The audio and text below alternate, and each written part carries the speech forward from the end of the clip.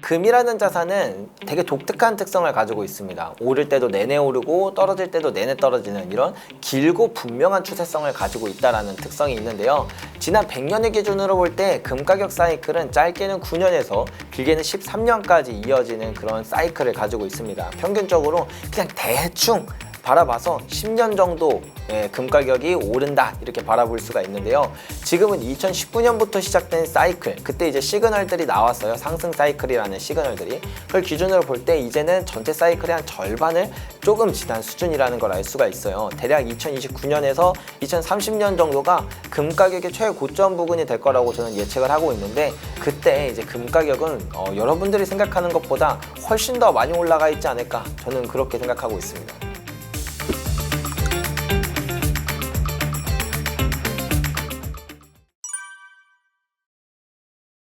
금과 비트코인이라는 게 되게 비슷한 자산 같지만 본질적으로 생각해도 되게 다른 자산이거든요. 그래서 영향을 준다 라고 표현하기보다는 영향이 거의 없다 라고 얘기하는 게 사실은 더 정답에 가깝습니다. 일단 비트코인에 대한 수요가 뭔가를 우리가 알아야 되고, 그 수요가 금의 수요랑 어떻게 다른가를 알면, 그러면 과연 이 수요가 겹쳐야지만 비트코인이 금에 있는 수요를 뺏어가면서 금에 뭔가 안 좋은 영향을 미치게 되는 걸 거 아니에요.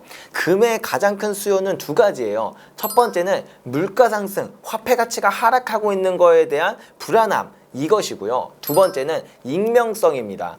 우리가 러시아가 우크라이나 전쟁을 일으켰을 때 그 미국으로부터 스위프트 제재를 맞았잖아요. 그 뒤에 각국의 중앙은행들이 금을 미친 듯이 쓸어담기 시작했어요. 그 이유는 뭐냐면, 미국의 달러나 아니면 그런 추적 가능한 자산들을 가지고 있으면 그런 통제가 있을 때 되게 어렵다라는 거예요. 하지만 금 같은 경우는 이걸 녹이면 그때부터는 누구의 금인지 알 수가 없습니다. 예를 들면 인도 같은 경우에는 러시아로부터 금을 되게 많이 수입했어요. 하지만 런던과 뉴욕에 있는 전 세계에서 가장 큰 금 시장에서는 러시아산 금은 금지됐었거든요. 근데 인도는 그렇게 수입한 금을 다 녹여서 인도 금으로 만들어서 내보냈어요. 그러면 이걸 러시아산 금인지 인도 금인지 현대 과학으로는 어차피 판별이 아예 불가능합니다. 아니 미래 과학으로도 판별이 불가능해요. 그렇기 때문에 각국의 중앙은행들은 언제든지 어떠한 통제로부터도 자유로울 수 있는 그런 자산, 금을 택하고 있는 겁니다. 근데 이와 비트코인은 다릅니다. 비트코인이 개인의 입장에서는 되게 괜찮은 자산이라고 부를 수도 있지만 국가의 입장에서는 그렇지 않거든요. 왜냐하면 너무 투명해서 그래요. 비트코인은 이 투명성이 되게 뛰어난 자산입니다. 0.000001 비트코인도 어디서 와서 어디로 가는지 모든 것들이 블록체인 안에서 다 기록이 되거든요. 이러한 측면에서 비트코인이 금의 가장 중요한 속성에 있는 그 수요를 가져간다 라고 보기에는 너무 다른 수요라는 걸 알 수가 있겠죠. 그리고 두 번째는 인플레이션에 대한 부분입니다. 화폐 가치가 떨어지고 앞으로 그러한 일들이 더욱더 지속될 것이라고 생각하면서 금 가격은 많이 올라가고 있어요. 특히 이 달러의 가치가 많이 떨어지고 있는 이런 상황에서 금 가격이 되게 빛나고 있는데요. 근데 이제 비트코인에 대한 수요를 바라보면 비트코인 가격은 언제 많이 오르는가, 이걸 생각해 볼 때 주식 가격이 많이 오를 때 올라요. 그냥 단순하게 생각해 보면 가격은요 수요를 반영하고 있습니다. 수요가 많아지면 가격이 오르는 건 너무 당연한 거예요. 비트코인 가격이 언제 올랐는지를 우리가 늘 생각해 보면 비트코인 가격이 사상 최고치를 찍을 때는 주식 가격도 정말 무서운 상승세를 하고 있을 때였다. 반대로 비트코인 가격이 크게 급락할 때는 주식 가격이 크게 떨어질 때였다. 이걸 생각해 보면서 물론 뭐 나중에 20년 30년 뒤에 투자자들의 생각이 바뀔 수도 있어요. 하지만 당장 우리가 앞으로 5년 10년을 바라볼 때 과연 투자자들의 이런 투기적 수요가, 비트코인을 투자하는 대부분의 투자적 수요가 바뀔 것이냐, 그거는 우리가 의문점을 던져 보아야 됩니다. 그럼 혹자는 이런 말을 할 수도 있거든요. 비트코인이 아직은 그 규모가 적으니까 그렇지 나중에 시장이 더 넓어지고 사람들이 더 많이 참여할수록 비트코인의 본질을 보고 투자하는 사람들이 늘어날 거야. 그때는 금의 본질을 해치기 때문에 금에도 안 좋은 영향을 미칠 거야, 이런 생각을 할 수도 있거든요. 자, 근데 이렇게 한번 생각해 봅시다. 10년 전에도 그 얘기가 똑같이 있었어요. 근데 그때는 비트코인 시장의 규모가 진짜 작았습니다. 하지만 지금 비트코인의 시가총액이 얼마인지 아십니까? 이미 전 세계 시가총액 수준으로 보면은 그 자산군을 다 두고 봤을 때 10위 안에 들어요. 심지어 금이랑 가장 상관관계가 높은 게 은이거든요. 근데 은보다도 비트코인이 이미 시가총액이 더 높아요. 이 정도로 규모가 커지고 이미 투자자들이 많고 시장이 그 정도로 커졌는데 근데도 비트코인과 상관관계가 1도 없다라는 건 우리가 앞으로 이 비트코인 시장이 더 넓어진다고 해서 과연 금과 그렇게 비슷해질 수가 있느냐, 이제 이 부분을 생각해 보면은 여러분들이 이해가 더 빠를 것 같아요. 일단 비트코인이 갖고 있는 속성이 금이랑 100% 다르다는 게 아니에요. 한 10% 정도는 겹쳐 있어요. 그런 측면 중에 하나가 바로 이제 국가의 통제로부터 좀 자유로울 수 있다는 부분이거든요. 특히 비트코인 같은 경우에는 송금이 되게 쉬워요. 개인 그 지갑에 넣어놓고 그냥 밖으로 나가면 가지고 나갈 수 있는데 금은 그렇지가 않잖아요.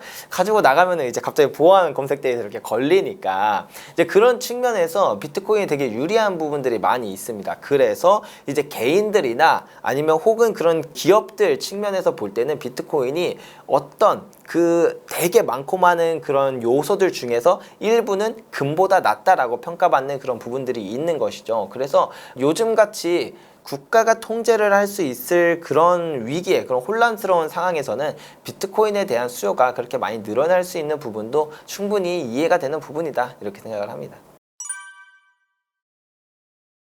단기적으로 생각했을 때 달러 가치가 올라가냐? 저 올라간다 생각합니다. 그러면 금 가격이 안 좋냐? 네, 안 좋을 수도 있다고 생각을 해요. 자, 근데 우리가 이게 진짜 단기적으로만 그렇지 조금만 길게 긴 호흡의 관점에서 보면은 스테이블 코인이 아무 의미가 없다라는 걸 알게 되거든요. 자, 우리가 이렇게 먼저 생각을 해볼게요. 스테이블 코인은 이 본질을 기준으로 볼 때 어떤 안정적인 자산을 담보로 한 코인이기 때문에 얘가 가치가 있는 거예요. 맞죠? 아무 담보가 없어요. 그럼 스테이블 코인이냐? 아니죠. 스테이블 코인이라는 것 자체가 안전한 담보가 있기 때문에 사람들이 안전하다고 믿는 거니까. 자, 이제 여기까지 이해가 되셨으면 이제 달러를 얘기를 해야 돼요. 얘는 달러와 그 다음에 달러 자산을 가지고 그걸 기반으로 화폐를 만든 거잖아요. 근데 이미 2010년부터 각국의 중앙은행들은 달러를 버리기 시작했어요. 러시아 우크라이나 전쟁이 있었던 것도 아니고요. 이스라엘 하마스 전쟁이 있었던 것도 아니고요. 트럼프가 당선됐던 것도 아닌데 이미 2010년부터 각국의 중앙은행들은 달러를 버리기 시작했었다는 겁니다. 이 말은 즉 물론 트럼프의 관세 이슈, 지정학적 위기, 그게 기름을 부은 건 맞지만 탈달러는 되게 오랫동안 큰 흐름에서 변곡점을 만들어내서 이렇게 나타나고 있는 패러다임이다. 이해를 하면 될 것 같아요. 왜 2010년이었을까요? 이 부분이 가장 중요해요. 2008년에 우리가 글로벌 금융위기라는 그런 경제위기를 겪었습니다. 이때 미국의 중앙은행인 연준은 250년 동안 발행했던 화폐의 양을 단 3년 만에 발행을 했어요.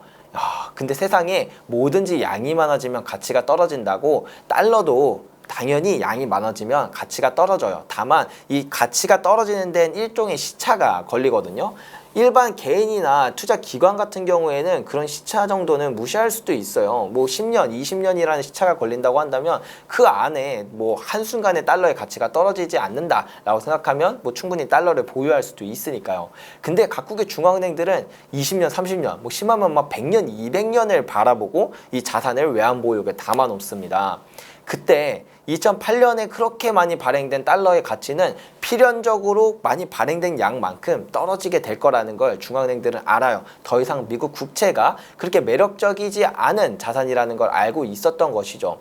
분명히 2000년대 초반까지만 하더라도 전 세계 중앙은행들이 보유하고 있는 달러의 보유량이 비중이 한 70% 정도 됐어요. 외환보유고에서. 근데 그게 이제는 50%대까지 내려왔습니다. 이렇게 내려온 거의 큰 기전은 달러 자체에 대한 가치가 떨어지고 있다라는 점, 그리고 이제 여기에 더불어서 요즘엔 달러라는 게 독립성을 잃고 있다라는 점, 다른 국가를 통제하고 관세로 다른 국가들의 이런 부분들을 이제 흔들어 놓고, 그리고 연준이 마음대로 발행해서 달러를 보유하고 있는 사람들, 달러 가치가 떨어지면 달러 보유자들은 손해를 입는 것이죠. 그리고 그게 여전히 유효하고 여전히 그 패러다임은 긴 호흡에서 아직 초반부를 지나서 이제 중반부에 가고 있다라고 느껴집니다. 이제 스테이블 코인으로 넘어올게요. 스테이블 코인의 담보가 뭐라고 했죠? 달러입니다. 달러를 바라보는 중앙은행들의 생각은 여전히 변함이 없어요. 달러가 이 담보가 되는 화폐 자체가 문제인 건데 스테이블 코인이 나온다고 해서 겉 포장지가 바뀐다고 안에 내용물이 썩어가는 내용물이 다르게 평가받지는 않겠죠. 그렇기 때문에 여러분들도 조금만 긴 호흡의 관점에서 이 부분을 바라본다면 스테이블 코인이 이 달러 가치를 다시 올리고 달러 패권을 다시 견고하게 만드는 거는 상관이 없다라는 걸 이해하실 것 같습니다. 금이라는 자산은 되게 독특한 특성을 가지고 있습니다. 오를 때도 내내 오르고 떨어질 때도 내내 떨어지는 이런 길고 분명한 추세성을 가지고 있다는 특성이 있는데요. 지난 100년을 기준으로 볼 때 금 가격 사이클은 짧게는 9년에서 길게는 13년까지 이어지는 그런 사이클을 가지고 있습니다. 평균적으로 그냥 대충 바라봐서 10년 정도 금 가격이 오른다 이렇게 바라볼 수가 있는데요. 지금은 2019년부터 시작된 사이클, 그때 이제 시그널들이 나왔어요. 상승 사이클이라는 시그널들이. 그걸 기준으로 볼 때 이제는 전체 사이클의 한 절반을 조금 지난 수준이라는 걸 알 수가 있어요. 대략 2029년에서 2030년 정도가 금 가격의 최고점 부근이 될 거라고 저는 예측을 하고 있는데, 그때 이제 금 가격은 여러분들이 생각하는 것보다 훨씬 더 많이 올라가 있지 않을까, 저는 그렇게 생각하고 있습니다.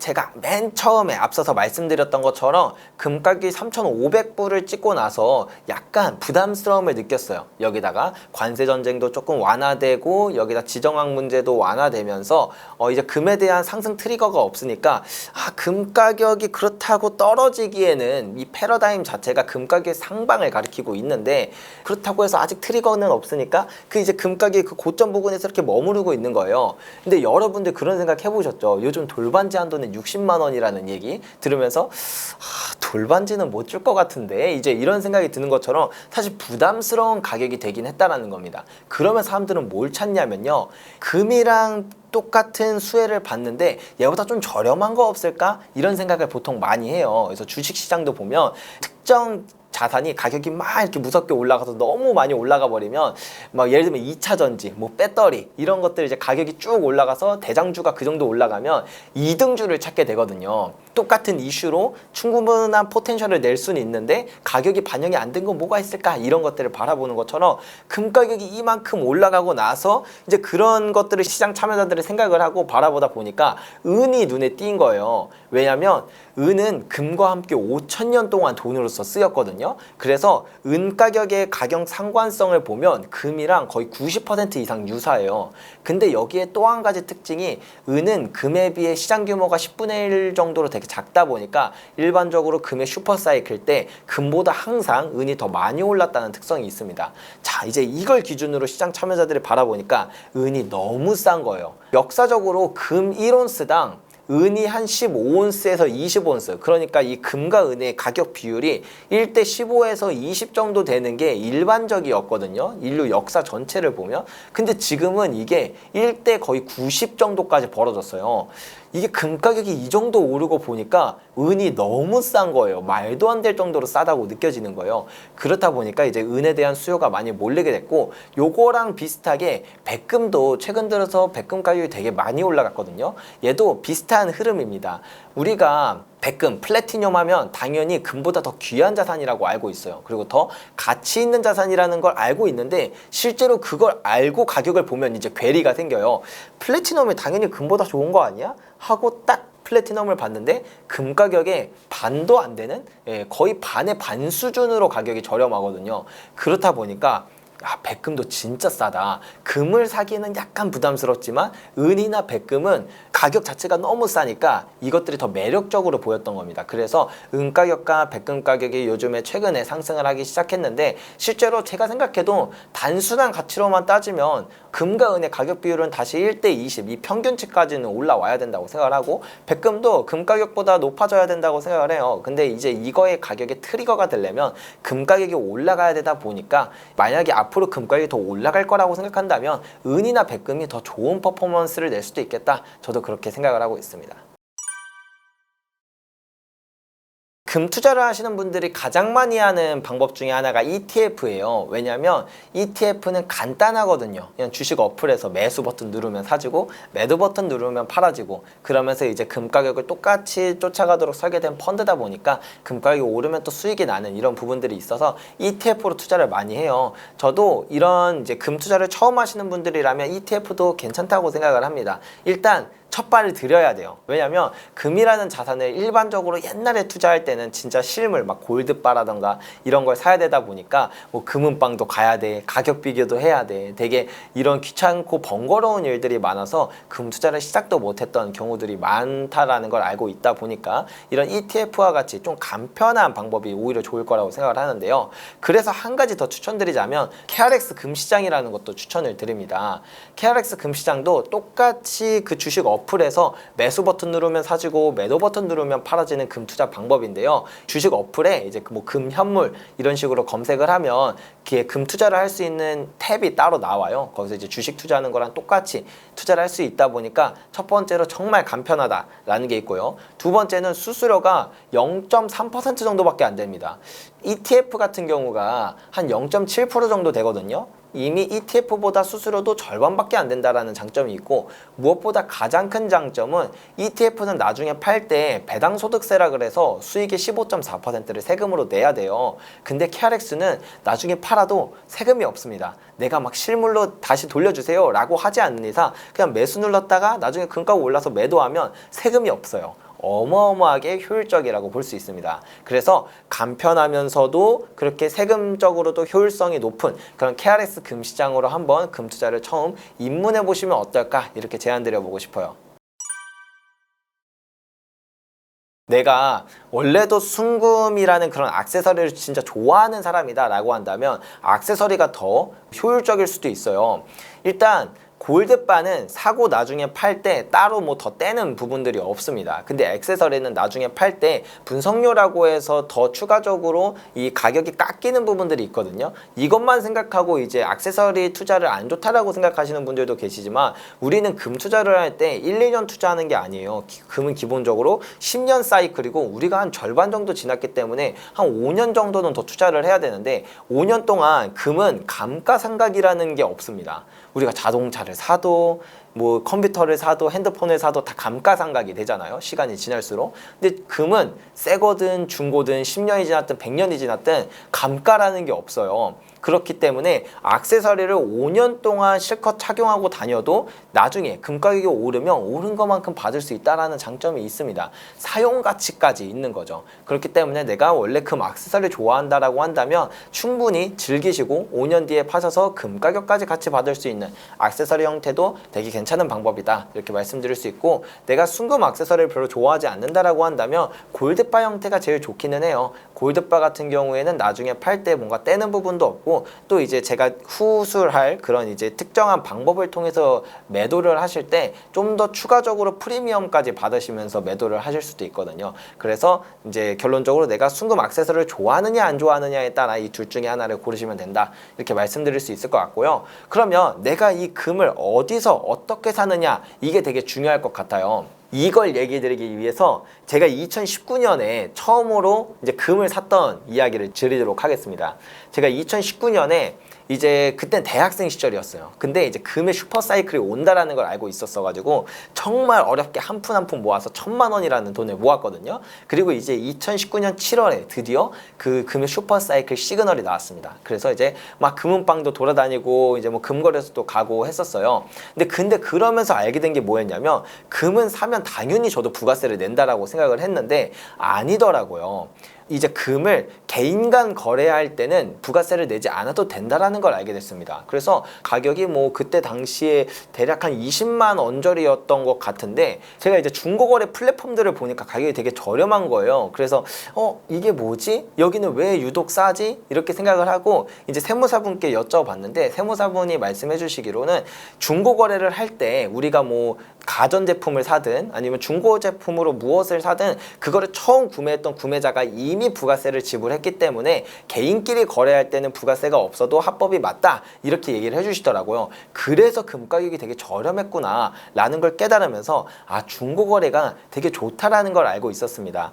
근데 이제 이 중고거래가 또 좋은 점은 내가 살 때 부가세가 없이 사도 된다는 점도 되게 중요하지만 이 금이라는 게 보통 금은방이나 금거래소에서 팔 때 이 살 때 가격이랑 팔 때 가격이랑 달라요. 근데 중고거래는 개인끼리 거래하니까 우리 한 여기 중간 정도에서 거래하죠 라는 합의가 있어서 그 중간 정도에서 거래를 하니까 내가 살 때도 팔 때도 사자마자 바로 팔아도 아무런 손실이 없는 거예요. 그래서 이러한 되게 큰 효율점이 있어서 금을 구매할 때 이런 개인 간 거래 방식으로 구매하는 게 되게 효율적이다라는 걸 깨닫고 제가 갖고 있는 것도 대부분 그런 방식으로 거래를 하고 있거든요.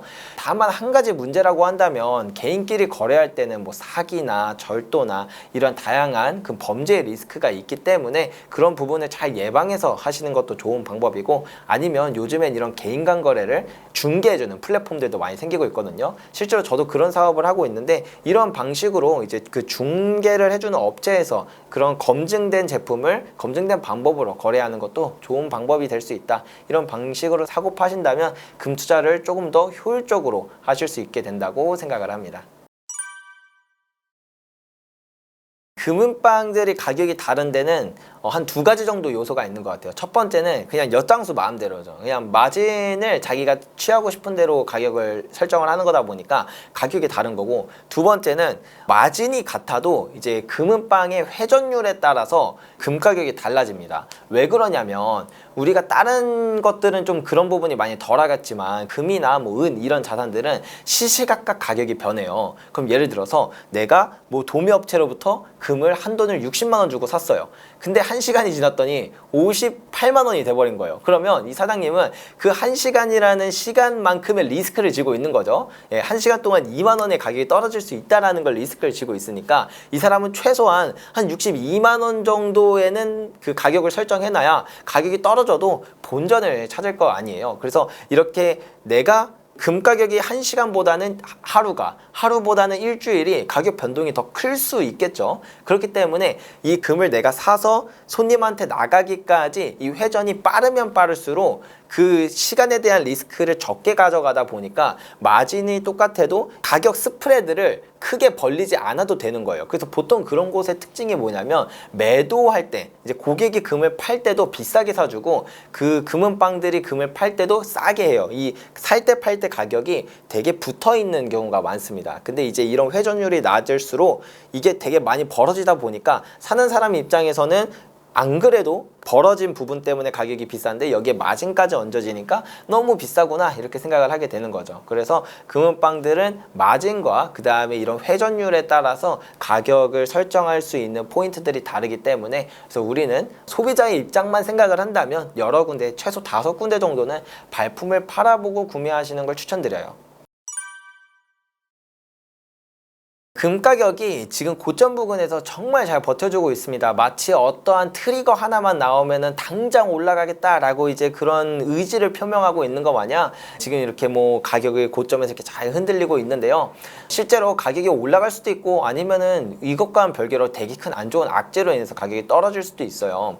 근데 우리가 단기적인 금 가격의 상승과 하락만 생각을 하면 사실 금은 우리가 4년, 5년을 투자해야 되는 자산인데 내가 금을 저점에서 잘 샀어도 매일매일 불안할 거예요. 내일은 또 오를지, 또 모레는 떨어질지 이거에 대해 불안하실 수 있으니까요. 아니 어차피 5년을 투자해야 되는데 5년 뒤에 금 가격이 이 정도 올라가서 그거 조금 비쌀 때 주고 산 금이나 조금 쌀 때 산 금이나 별 차이가 없고 나는 2025년에 금을 사길 너무 잘했다 이런 생각을 했을 것 같거든요. 저는 개인적으로. 그렇기 때문에 여러분들도 금 투자를 함에 있어서 지금 세상이 어떤 패러다임으로 변하고 있는지, 그리고 내가 금을 투자할 때 조금 더 긴 호흡의 관점에서 투자를 해야겠다라는 부분을 생각하면서 금을 바라본다면 여러분의 투자에도 큰 도움이 되지 않을까 이렇게 말씀드리고 싶습니다.